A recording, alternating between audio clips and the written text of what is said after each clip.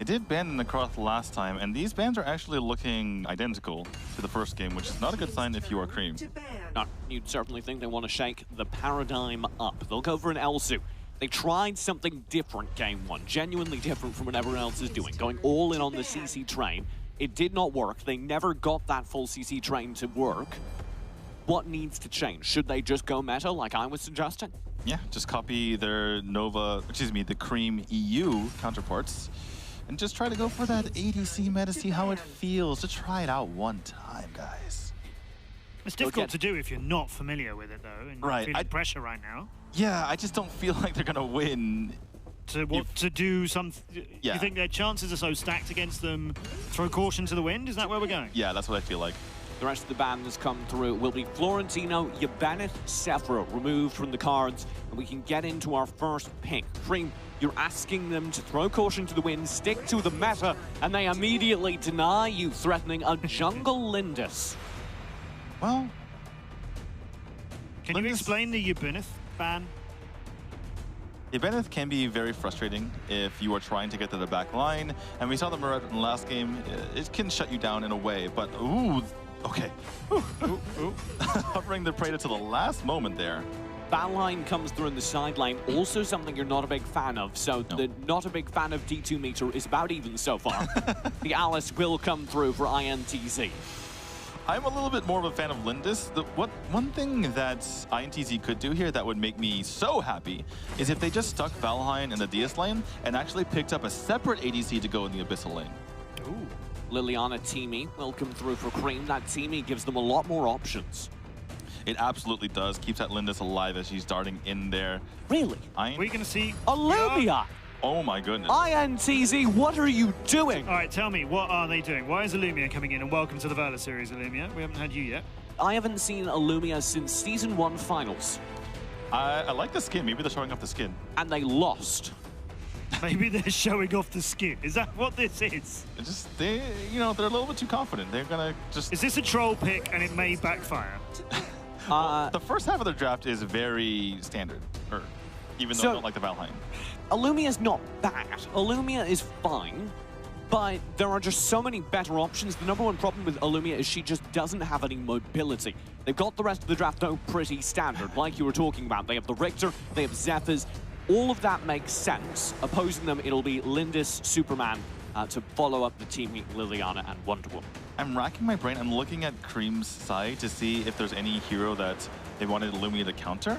Xenial is actually a hero that Illumia can soft counter, because once he pops his Angelic Splendor, you can get your ultimate off on Illumia before his goes off. So she's actually a soft counter to Xenial, but I don't really see anything on the side of Cream. They're all mobile heroes. They can all just walk out of her ultimate if it goes off. I think if I had to make a prediction, or if I had to make a call exclusively off of the draft, I haven't seen the last game. Right now I'm signing with Cream Esports pretty definitively. Right, that's the issue, right? Because we saw such a dominant performance from INTZ in the first game, so they're gonna have to really outplay them this time, though. I mean, their first pick you called beefy, D2. You said that Cream were beefy in that last one. We knew they didn't really have a lot of mobility. They were basically just turning up to roar at their opposition and try and fight them. This feels like a better spread, doesn't it? This feels like a better planned pick. Feels a lot better here from Cream. They actually have heroes that can move around the map and use their abilities like Lindis. No side lane ADC though, Matt, from either side. That's actually a shift away from our meta. Yeah, well, don't do that. It's not allowed. To clarify to everyone at home, we've been saying that Valheim is not ADC that we consider. He's basically just a stun machine. As far as Lindis is concerned, she's always been a great jungler. She might be the one exception where I'm fine with her being in the jungle, because she can clear so quickly. She can get farmed up very fast. That it kind of mimics the speed with which someone in the Abyssal lane can farm up. Lindis is the one ranged that currently feels better in jungle than side lane, because you can build her with Scorching Wind, which is the ranged jungle item that prioritizes attack speed. Right, and everything that she does with that Lunar Champion is, in all the buffs to her auto attack go into that as well. So do we feel Liliana against Illumia as a mage fight, as a mid lane scrap is It's not fair. Liliana destroys. Yeah, Illumia has almost no mobility, and I'm going to be really fascinated to see what they have planned on the INTZ side. She is the slowest mage in the game at 340 units per second, and she has no dashes. But she can do that, though. She can stun Benja up. And I'm going to get Yell Cataclysm at least once. There you go. Because the damage will come through across the map from her global damage ult, particularly effective for the stun in teamfights. That is the one thing. If she can land an amazing Cataclysm, it can turn the entire game around because that scales amazingly with her ability power. And once you get that, the entire team can be stunned up. And oh my goodness, Mourinho. Okay, that was close. Yeah, but no mobility, which, as you've already seen, is a problem. They're pairing her with the Alice. The shielding may give the speed boost necessary. Maybe? Actually, you know what? Okay, Alice does have the Windstone, which leads me to believe she's going to go into Ring of the Fiend, which is standard for Alice. That gives her the movement speed, and maybe they're onto something by giving Illumia some zoom. You could also go Essence of the Wind for the extra speed boost shield. Yeah, that does give you movement speed as well, but I would like to see Ring of the Fiend here. 50% is a lot of movement speed, TJ. Absolutely. So maybe there's a way for this Illumia to work, but only if Mixer J is nearby. Yeah, we're slowly starting to figure this out, but Neo double stuns. The Illumia claims first blood. Neo to fall in mid. Mixer J simultaneously behind the pen. But that trade will get taken every day of the week. Yeah, and they're getting that goalie because of it as Padaria is pushing away the Benja. This is how I like the Valheim to be used. You put him in that Darkslayer lane and you push away. You win that lane decisively, get your team an advantage, not in the Abyssal lane with the Valheim. I like this so far. Small criticism though. Mixer J, what were you doing near the Abyssal pen? 2 minutes. Because if you're trying to rotate down to the bot lane, you can do that more safely as a solo player. Well, you can scout it for your team. Perhaps he didn't really care for his own life as long as he got that information. Yeah, the only downside is it did give a little bit of extra gold over towards Gret, who will be a major threat opposing them. Well, we've seen Mixer J play extremely aggressively, and as long as the team is on board, that usually works out well for supports. It's only when the team is lagging behind that it gets poor. Bot lane, there's trouble. The Abyssal as well, currently underway. Myth will pick it up. A little bit of a face-off with Arkle, who finally gets shut down. There's the Cataclysm looking for the final kill. It's not necessary. You know, as easy it is to dodge the Cataclysm, it can be very frustrating if used at the right time. Padaria to flicker away to safety, trying to stay out of range. The entrapment's barely short. Padaria will survive. Cheeky Padaria gets the healing. Fusion. Oh, Benja. Myth through for the punish. Can't quite find the trade. Great play there from Benja. Finally some pushback. Top lane, Frey will get the tower alongside Gret, though. That means INTZ are now at or should be at a deficit. This is very similar to last game, even though INTZ doesn't have quite the gold advantage. They do have one, despite being down a tower, just like last game. Yeah, they're at a map control and quote-unquote game deficit, but at a gold lead. Right, and that's okay in the early game. If that continues, it starts to become a problem. Is that a quad stun from one Pooty Boots? Arkle just farted in all over their faces. And by the way, that's literally what he does. It's called Pooty Boots. Nice. Yeah. I'm glad you could ruin that for me. It's a building name. It doesn't mean I had to know. Mixer J has the recall during that time as INTZ are playing kind of split defense across the map.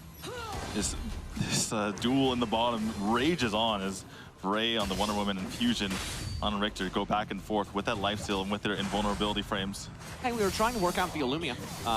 Well, we'll talk about it in a moment. Ray stays away from the Illumia, but Fusion finds one with retaliation. Now Arkle's here. Thinks better of the options. Mid lane, Mixer J still got the chase on the Benja. Don't quite have the stuns to keep him locked down. Well, Cream has had no way to punish the Medino on the Illumia so far, so it's working out, at least up to this point. And Mixer J is going to push forward as well. They kind of want this bot lane tower. Fusion, throw with Myth.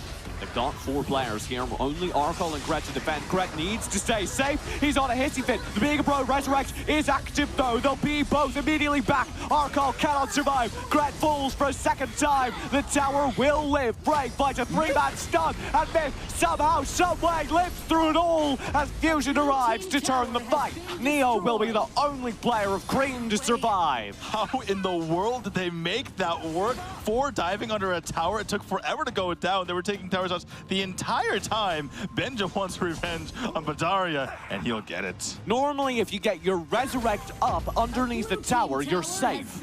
They essentially won a 4v6 or something like that. If you include the resurrections under a tower, what in the world is happening right now? Well, Cream Esports are in trouble. I think that's a fair synopsis. And INTZ is definitely pushing it to them. Now, one thing in Cream's favor as they try to take this Abyssal Dragon. Threaten coming potentially, but they're more distracted by Neo. That means the Abyssal will go over. A little bit of extra gold to Cream, perhaps undoing the deficit they found themselves at from those towers. They might get this tower as well as they're pushing into him.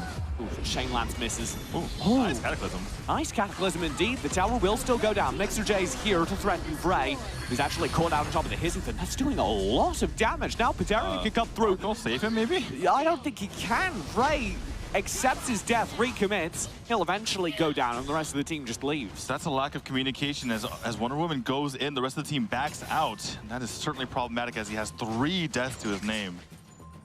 Again, the Alice, very well played here by Mixer J, doing a lot of damage in that fight. They got Neo caught out as well. That was a good stun. Very well played by Fusion there to chunk him down to a quarter health. Great jungle strikes coming out of him. As they win that fight in mid, they can now start bullying elsewhere. The mid lane tower will fall. Archon distracted by the threat onto their golem. I was talking about it for a moment here, but the one thing that Cream can hold on to is if the Lindis can get to the late game, can get farmed up, she provides the most damage of any hero in this game. So that's something for Cream to kind of push towards as we linger on. Daria. Threatened a bit. He'll get to safety though. And he's got the recall as Cream Esports do seem a little bit more aggressive. Okay, Illumia.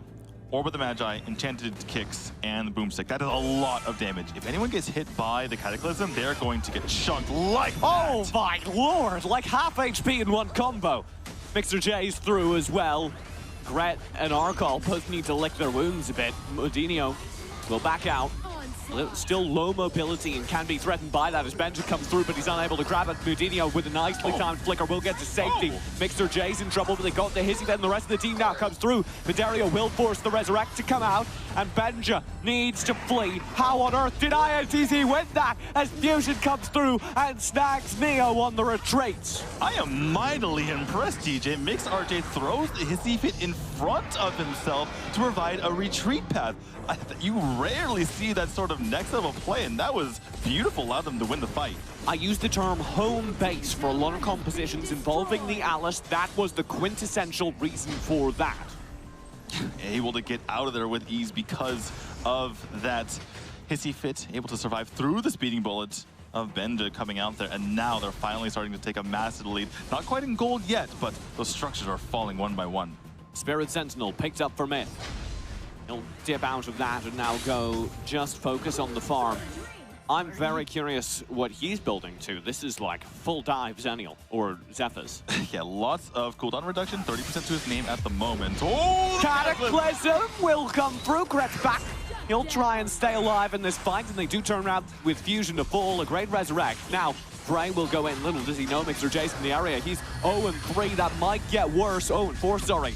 It might get even worse as the threat comes through. Mixer J will attack this tower. Padaria's there for the execute. The rest of the fight, though, is going towards Cream as Benja grabs 1, make that 2. Medinho and Myth falling elsewhere on the map. And you see the weaknesses of the Lumia there. She cannot get away from that situation, does not have the movements, he doesn't have the dashes. One thing I want to point out, though, is the Cataclysm does, as of a few patches ago, reveal the entire enemy team. So that could certainly help them in this macro game. INTZ, despite losing the fight, just turn around and grab this Abyssal Dragon with their Valheim Alice. Yes, they get. Well, it is pre-10 minutes, so it's only a bit of gold there. And I don't think that Kareem really wanted to contest that at that point. Fun little chat. We were talking about what Windstone and the support item would be built. It was the essence of the wind to give that extra shielding to the Illumia. And any other hero that gets burst down here, along with that movement speed, but still fine. Obviously, it's the formerly standard one, but oh no, this is pre-10 minutes, or post-10 minutes. Oh, the Cataclysm almost secures it. It'll be great to do it. There's the Enraged Abyssal Dragon, like you said, over to Cream Esports. This is the first big advantage going over to Cream, and perhaps they can turn this into some advantages of their own. Gret's not been doing bad.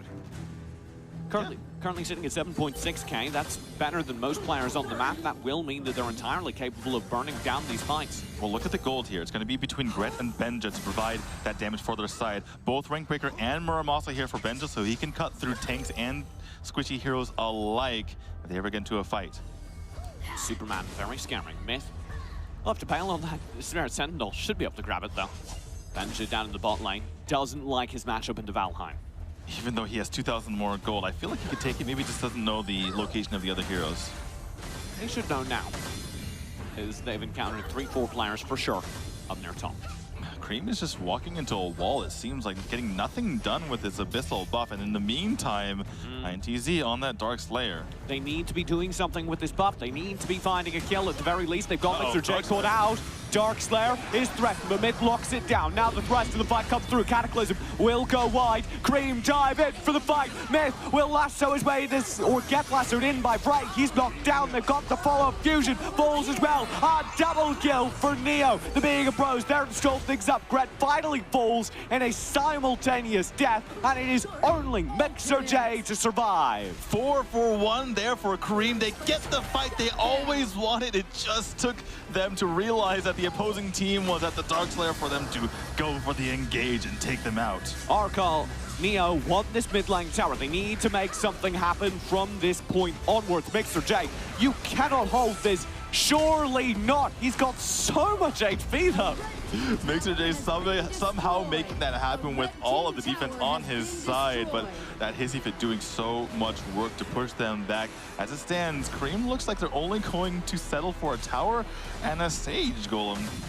Not awful. They're back in this game. They have a gold lead. Perhaps the first time the Cream Esports organization has had that all Valor series across 2 regions. This will be pressure in for Mixer J as he falls back. Arkol still in the front lines. Kataria and the rest nearby. Finally, the Drake gets popped here, but Superman's going to go up north to deal with that, as the Dark Slayer buff is still there, at least for Mixer RJ, the only person with it. And the Cream Esports doesn't have the Abyssal buff to their side, so an even game from here on out. All of INTZ cowed now, playing defensive. How do you feel about the Illumia? It's been okay. It hasn't been terrible or great. Faint praise. It's been neither terrible nor great. I'll just say that. I'm very much not sold. I think the Illumia did decently, but I also think literally any other mage would have been better. Very much could be the case here. But perhaps Mudinho is comfortable with it, wanted to go with it this game. Not working out to the fullest, like you say, though. Well, he's not comfortable now, Daniel. He's got to be feeling a little bit uncomfy, at the very least, as Cream work their way down towards this Abyssal Lane tower. They've got Gret nearby, they've got Myth nearby. The tower will go down. Gret able to survive, and he's doing the vast majority of this team's damage. Very tentative play coming out here from INTZ all of a sudden, as they're not willing to take a fight. They're scared, and that's not a good sign as Bray goes forward. There's the Hissy Fit. Fusion dives in. Cataclysm. Well, that's a beautiful Cataclysm. Bray needs to bail. He's the only player left in the fight, and he too is gone. Benja is desperately trying to get a tower, something a trade, a high ground to fall. He cannot get it, and this means it's basically an effective ace. The Fusion Vutinho combination was absolutely nuts there, but they were missing the Superman. 13.2 thousand gold on his side, and he wasn't there. They don't tank for this minion, which means they will not, oh, they almost do. They will not get the high ground, but they got another wave, and there's still 5 seconds on respawns. This is completely flipped. INTZ will get this high ground, surely. Benja through with 1, cannot save the tower. They get the high ground, but they're not going to get the core here, so the game is still raging on. This time, maybe Benja will be in the fight because he is crucial to their side. That was devastating, though. Cream went from in control of the game to suddenly very much out of it. Well, it's come down to this situation. 4 towers on the side of INTZ, 3 for Cream. Again, I want to see Benja in this fight, but can Fusion and Mujinho do it again? Can they go with a jungle strike into that Cataclysm? Full builds for both teams. Who wins the late game scale? It's really hard to tell, especially with these Cataclysms hitting.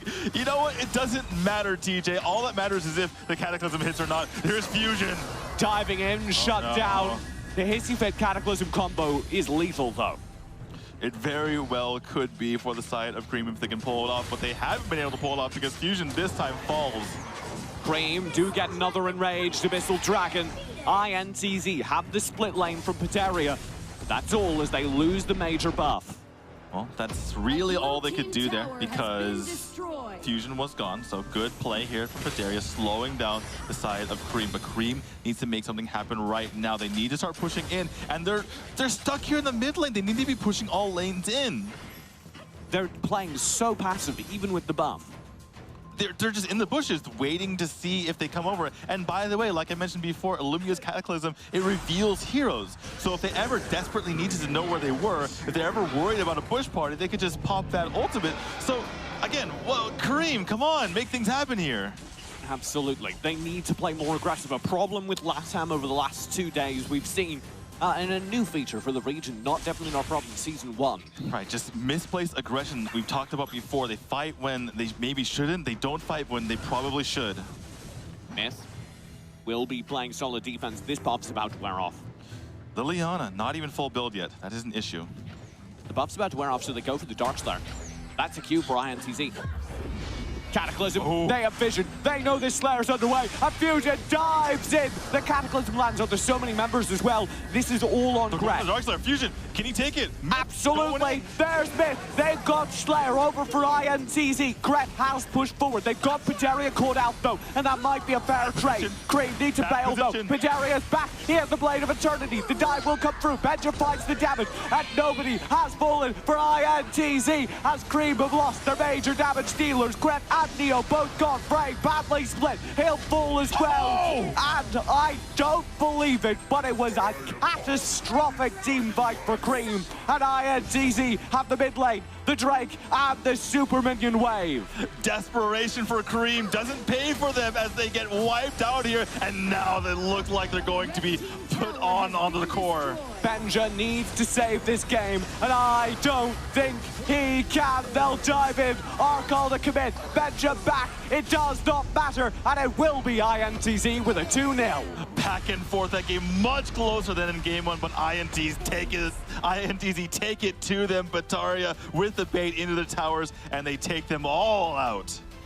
It goes to INTZ again, but so much better from Cream in places. And then it's this doubt we have here, isn't it? In Latin America, it's like, you take some fights you shouldn't, exactly like you said. You don't take fights you should. Cream had opportunities there, knocking on the door there. Get it done. They had the Abyssal buff for so long. So let's hide in the bushes. And then start a fight with the Dark Slayer. They waited through the entire duration of the buff. Then right when the Abyssal buff was about to fade off, they were about to lose their team fight buff. They say, oh no, we're running out of buff. We should fight the Dark Slayer.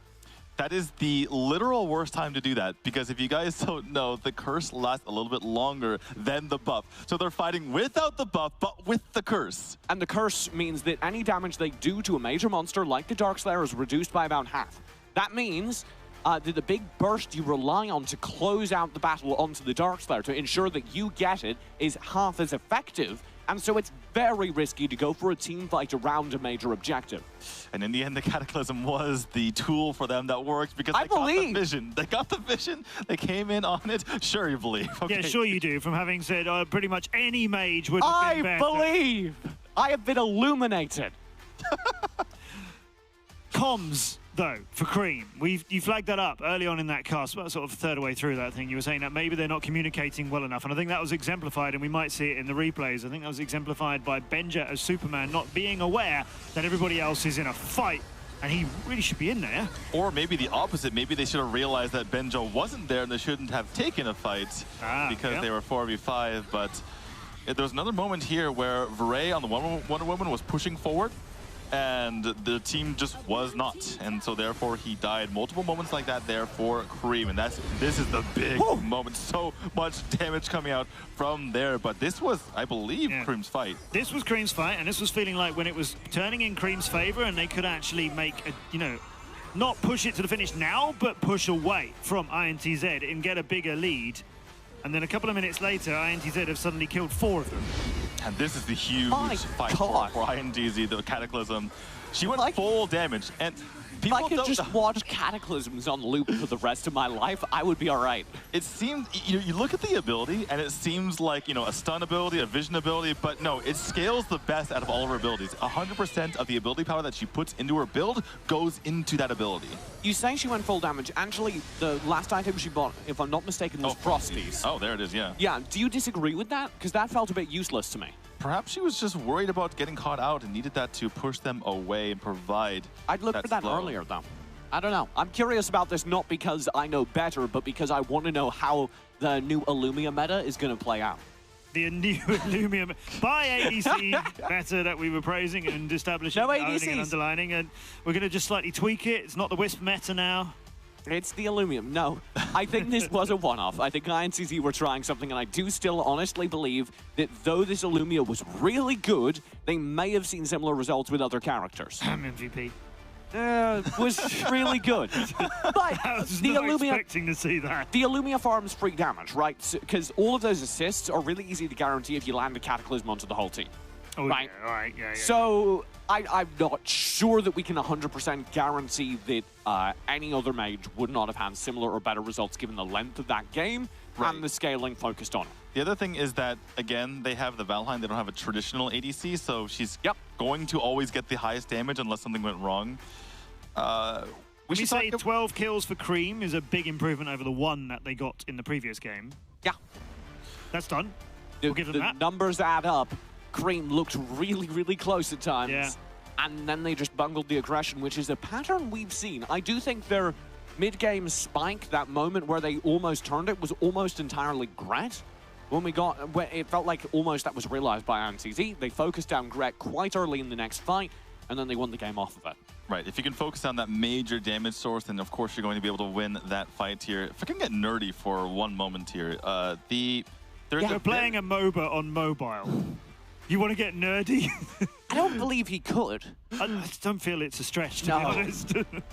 Anyway, I complained about the Valheim, but there's a very specific composition in which he's good, and that is with the Richter, but also with the Tulin. And the reason for that is because it's hyper-aggressive early game, and you can just shut them out of the rest of the game. But, of course, in this scenario, they went with the Illumia, but that puts the Valheim in the top lane, puts the very mobile Richter in the bottom lane. You can shut down the ADC, perhaps. And that's the way you can win the early game with the Valheim. And I do feel the Valheim had a pretty good role in this game as a counter to Super